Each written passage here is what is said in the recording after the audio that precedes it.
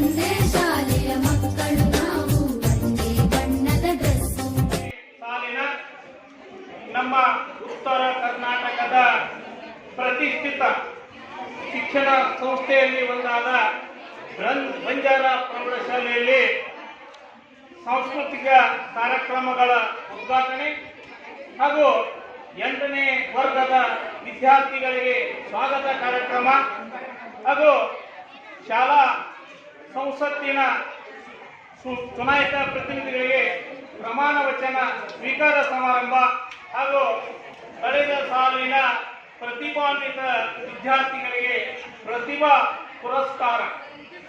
ಈ ಕಾರ್ಯಕ್ರಮದ ಘನ ಅಧ್ಯಕ್ಷತೆಯನ್ನ ಎಲ್ಲರ ಅಚ್ಚುಮೆಚ್ಚಿನ ಬಡವರ ಬಂಧು, ಸಮಾಜ ಸುಧಾರಕ, ಒಳ್ಳೆಯ ಶಿಕ್ಷಣ ಪ್ರೇಮಿಗಳು ಆದಂಥ ಹಿರಿಯರು, ರಾಜಕೀಯ ಮುಸ್ತದಿಗಳು ಆದಂಥ ಶ್ರೀಯುತ DL ಚವ್ಹಾಣ್ ಸಾಹೇಬ್ರವರು ಈ ಕಾರ್ಯಕ್ರಮದ ಘನ ಅಧ್ಯಕ್ಷತೆಯನ್ನು ವಹಿಸಿಕೊಳ್ಳಬೇಕು.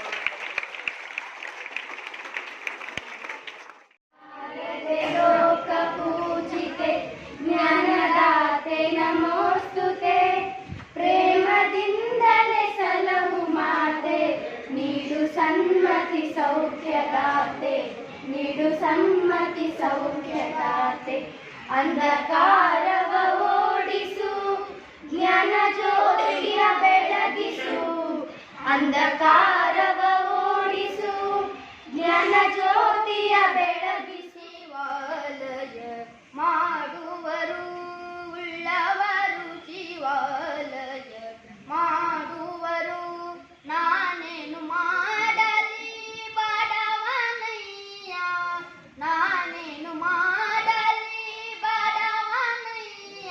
ಉಳ್ಳವರು ಜೀವಲಯ ಮಾಡುವರು, ಉಳ್ಳವರು ಜೀವಲಯ. ಸ್ವಾಗತವೆಂದು ಕೈ ಮುಗಿಯುತ್ತ ಸ್ವಾಗತವೆಂದು, ಈ ದಿನದ ಈ ಸಭೆಯ ಸನ್ಮಾನವ ಸ್ವೀಕರಿಸೆಂದು, ಶುಭ ದಿನದಂದು ಮಮತೆಯಲಿಂದು ಕೈ ಮುಗಿಯುತ್ತ ಸ್ವಾಗತ. ಘನ ಅಧ್ಯಕ್ಷತೆಯನ್ನ ವಹಿಸಿರ್ತಕ್ಕಂಥ ಸನ್ಮಾನ್ಯ ಶ್ರೀ DL ಚವ್ಹಾಣ್ ಸಾಹೇಬರು, ರಾಜಕೀಯ ಮುತ್ಸದ್ದಿಗಳು, ಸಮಾಜ ಸುಧಾರಕರು, ಶಿಕ್ಷಣದ ಕೊರತೆಯನ್ನು ಗಮನಿಸಿ ಎಲ್ಲಿ ಕೊರತೆ ಎನಿಸಿದೆಯೋ ಅಲ್ಲಿ ಶಿಕ್ಷಣ ಸಂಸ್ಥೆಗಳನ್ನು, ಶಾಖೆಗಳನ್ನು ಪ್ರಾರಂಭಿಸಿ ಜ್ಞಾನದ ಜ್ಯೋತಿಯನ್ನು ಬೆಳೆದಂಥ ಸನ್ಮಾನ್ಯ ಶ್ರೀ DL ಚವ್ಹಾಣ್ ಸಾಹೇಬರನ್ನ ಈ ಒಂದು ಕಾರ್ಯಕ್ರಮಕ್ಕೆ ಅತ್ಯಂತ ಆತ್ಮೀಯವಾದ ಸ್ವಾಗತವನ್ನು ಕೋರ್ತಾ ಇದ್ದೇವೆ. ಎಲ್ಲ ಶ್ರೀಮಂಡಲದ ಸದಸ್ಯರಿಗೆ ನಮ್ಮ ಮುಖ್ಯೋಪಾಧ್ಯಾಯರು, ನಮ್ಮ ಆಡಳಿತ ಮಂಡಳಿ ವತಿಯಿಂದ ಇನ್ನೊಮ್ಮೆ ತಮ್ಮ ದೇಶಪಾಂಡೆ ಸರ್ ಅವರು ಜ್ಯೋತಿ ಬೆಳಗಿಸಿ ಒಂದು ಕಾರ್ಯಕ್ರಮ ಶಾಲಾ ಸಂಸತ್ತಿನ ಚುನಾವಣೆ ಆಯ್ಕೆಯಾಗಿದ್ದು ಪ್ರಮಾಣ ವಚನ ಸ್ವೀಕರಿಸುತ್ತಿದ್ದೇವೆ. ಜೈ ಹಿಂದ್. ಅತ್ಯಂತ ಉತ್ತಮ ಅಂಕಗಳನ್ನು ಪಡೆದಂಥ ಪ್ರತಿಭಾನ್ವಿತ ವಿದ್ಯಾರ್ಥಿಗಳಿಗೆ ಪ್ರೋತ್ಸಾಹ ನಮ್ಮ ಶಾಲೆಯಿಂದ ಕೊಡುವ ಪ್ರೋತ್ಸಾಹ ಧನವನ್ನು ಈಗ ಕಾರ್ಯಕ್ರಮ ಉದ್ಘಾಟನೆ ಮತ್ತು ವಿಶೇಷವಾಗಿ 8ನೇ ವರ್ಗದ ವಿದ್ಯಾರ್ಥಿಗೆ ಸ್ವಾಗತ ಮಾಡಿಕೊಳ್ಳುವಂಥ ಕಾರ್ಯಕ್ರಮ ಇಟ್ಕೊಂಡಿರಿ.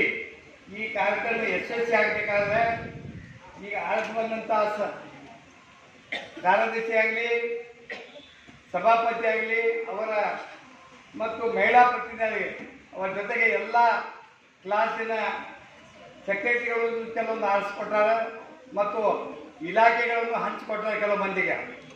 ತಾವು ಅದನ್ನು ಚಾಚು ತಪ್ಪದೇ ನಿರ್ವಹಿಸಬೇಕು. ಯಾಕಂದರೆ ಹೀಗೆ ನಿರ್ವಹಿಸಿದ್ದಾರೆ ಮುಂದಿನ ದಿನ ಒಳಗೆ ಈ ರಾಜಕೀಯ ಒಳಗೆ ಯಾವ ರೀತಿ ನಡೀತದ, ನೀವು ಯಾವ ರೀತಿ ನಡಿಬೇಕು ಅನ್ನೋ ಬಗ್ಗೆ ನಿಮ್ಗೆ ಸ್ವಲ್ಪ ಮನವರಿಕೆ ಆಗ್ತದೆ. ಗೌರವಗಳಿಗೆ ಚ್ಯುತಿ ಬಾರದಂತೆ ನನ್ನ ಕರ್ತವ್ಯವನ್ನು ಚಾಚು ತಪ್ಪದೆ ಪಾಲಿಸುತ್ತೇನೆಂದು ತಮ್ಮೆಲ್ಲರ ಸಮಕ್ಷಮದಲ್ಲಿ ಶಾರದಾ ಮಾತೆಯ ಹೆಸರಿನಲ್ಲಿ ಪ್ರಮಾಣ ವಚನ ಸ್ವೀಕರಿಸುತ್ತಿದ್ದೇವೆ. ಜೈ ಹಿಂದ್. ಬರೀರಿ. ಮತ್ತು ಸ್ಪೆಷಲಿ ಈಗ ಎಕ್ಸ್ಟ್ರಾ ಕ್ಲಾಸ್ ಅವೆಲ್ಲ ಹಾಕ್ತಾರೆ, ಎಲ್ಲ ಅಟೆಂಡ್ ಮಾಡಿರಿ. ಡೈಲಿ ವರ್ಕ್ ಚೆನ್ನಾಗಿ ಮಾಡಿರಿ. ಒಟ್ಟು ಪೇಪರ್ ಈಗ ಏನೋ ಭಾಳ ದಿನ ಆಗುತ್ತೆ ಸುಮ್ಮ ಬಿಟ್ಕೋತ ಹೋದ್ರೆ ಏನೂ ಆಗಲ್ಲ. ಈಗಿಂದೇ ಓದ್ಕೋತ ಬರೆಯುತ್ತೆ ರೂಢಿ ಹಾಕ್ಕೊಂಡು ಹೋದ್ರೇ ನೀವು ಒಂದು ಎಕ್ಸಾಮ್ ಬರುತ್ತರ ಬರೋಬ್ಬರಾಗಿ ಪೂರಾ ಪ್ರಿಪೇರ್ ಆಗಿ ನಡೆದಿದೆ. ನಾವು ಮೊದಲಿಂದ ಮಾಡ್ಕೊತ ಹೋದ್ರೆ ಇನ್ನೂ ಹೆಚ್ಚಾಗ್ತಿತ್ತು. ನೀವು ಹಂಗೆ ಮಾಡಿರಿ. ಯಾರು ಇದು ಅಂದರೆ ಸ್ಟಡಿ ಟೀಚರ್ಸ್ ಹೇಳಿದೆಲ್ಲ ಮಾತು ಕೇಳ್ರಿ. ಅವರು ಎಲ್ಲ ವರ್ಕ್ ಕೊಟ್ಟಿದ್ದೆಲ್ಲ ಟೈಮಲ್ಲಿ ಬರೆದ್ರೆ ನೀವು ಪಕ್ಕ ನಿಮ್ಮದು ಸ್ಕೋರು ಹೆಚ್ಚೇ ಆಗುತ್ತದೆ. ನೀವು ಅಂದರೆ ಅವ್ರು ಕೇಳಿಲ್ಲ ಅಂದರೆ ಅಷ್ಟೇ ಏನಾರೇ ಆಗಬಹುದು. ಅವ್ರು ಹೇಳಿದೆಲ್ಲ ಮಾಡಿದರೆ ಬರೋಬ್ಬರ ಆಗ್ತದೆ. ಎಲ್ಲರೂ ಚೆನ್ನಾಗಿ ಸ್ಟಡಿ ಮಾಡಿ ನೀವು ನಮ್ಮಂತ ರ್ಯಾಂಕ್ ಮಾಡಿ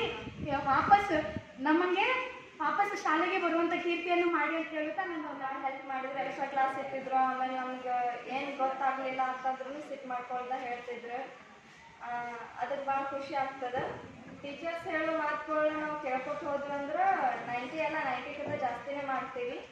ಅವ್ರು ಹೇಳೋ ಮಾತುಗಳು ಅಲ್ಲೇ ಕೇಳಿ ಅಲ್ಲೇ ಬಿಟ್ಟು ಬರಬಾರ್ದು. ಅವರು ಡೈಲಿ ಕ್ಲಾಸ್ ಒಳಗೆ ಹೇಳ್ತಿರ್ತಾರೆ, ನೀವು ಹಂಗಿರ್ಬೇಡ್ರಿ ಹಿಂಗೆ ಮಾತಾಡ್ರಿ ಅಂತ. ಆದರೆ ನಾವು ಯಾವತ್ತೂ ಅದನ್ನು ಕೇಳಂಗಿಲ್ಲ. ಆಮೇಲೆ ನಮ್ಗೆ ಅನಿಸ್ತದೆ ಎಕ್ಸಾಮ್ ಟೈಮ್ ಬರೋಣ ಅನಿಸ್ತದೆ, ನಾವು ಕೇಳಬೇಕಲ್ಲ ನಾವು ಎಲ್ಲರಿಗೂ ಥ್ಯಾಂಕ್ಸ್ ಹೇಳೋಕೆ ಇಷ್ಟಪಡ್ತೀನಿ. ಯಾಕಂದ್ರೆ ಅವ್ರು ಕ್ಲಾಸಿಗೆ ಬಂದಾಗ ಬರೀ ಪಾಠ ಅಷ್ಟೇ ಹೇಳ್ತಿರ್ಲಿಲ್ಲ, ನಮ್ಮ ಜೀವನದ ಬಗ್ಗೆನೇ ಹೇಳ್ತಿದ್ರು. ನಾವು ಹೆಂಗೆ ಅಭ್ಯಾಸ ಮಾಡ್ಬೇಕು ಅನ್ನೋದ್ರ ಜೊತೆ ನಾವು ಹೆಂಗೆ ಇರಬೇಕು, ಏನು ಮಾಡಬೇಕು ಅನ್ನೋದನ್ನು ಹೇಳ್ತಿದ್ರು.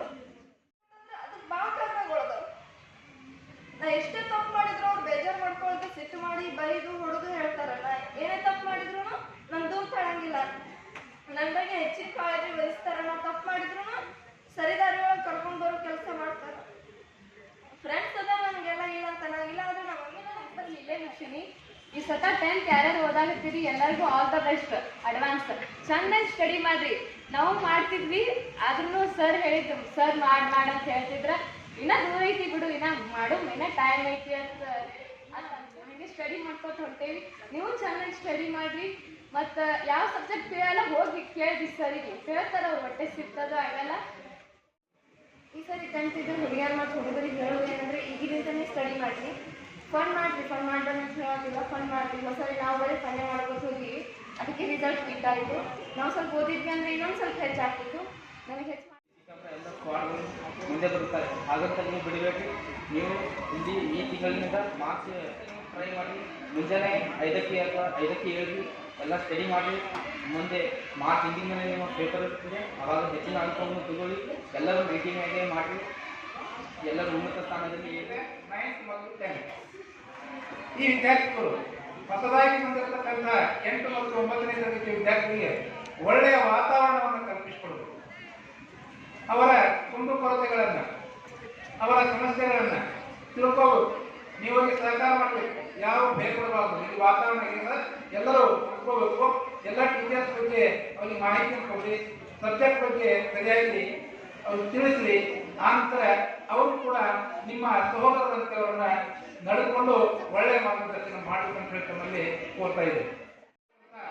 ಪ್ರತಿನಿಧಿಯಾಗಿ ಯಾರಪ್ಪ ಅಂದ್ರೆ ಮಹಿಳಾ ಪ್ರತಿನಿಧಿ ಇವರು ಆಯ್ಕೆಯಾಗಿದ್ದಾರೆ. ಬರೀ ಆಯ್ಕೆಯಾಗಿದೆ ಅಂತ ಹೇಳಿ ಏನಾದ್ರು ಹೋಗಬಾರ್ದು.